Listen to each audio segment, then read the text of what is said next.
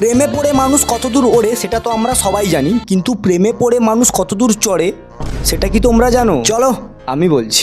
Russian রুপটপার Angela নিকোলাউ আর Ivan বোয়ারকাস দুজনেই বিপজ্জনক fly ক্লাইম্বিংয়ের জন্য পরিচিত।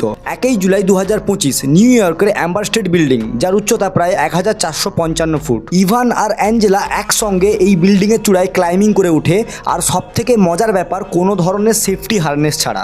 চূড়ায় উঠে সেখানে একটা শান্তির বার্তা লেখা ব্যানার দেখানোর পর ইভান অ্যাঞ্জেলাকে অত উপরে প্রপোজ করে। আর ভাই এই পুরো সিনটা হেলিকপ্টার দিয়ে রেকর্ড হচ্ছিল। শেষ পর্যন্ত বেআইনি প্রবেশের কারণে নিউ ইয়র্ক পুলিশ তাদের দুজনকে গ্রেফতার করে। কেউ নিজের হবু বরকে 600 ফুট ওপর থেকে ফেলে মেরে দিচ্ছে, তো কেউ 1500 ফুটে গিয়েও একে অপরকে ভালোবাসছে।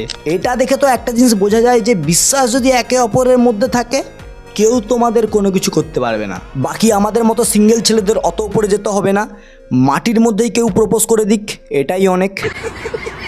কমেন্টে অবশ্যই বলে যাও, তুমি কি তোমার ভালোবাসার মানুষকে এই রকম প্রপোজ করতে পারবে, মানে যদি থাকে আর কি।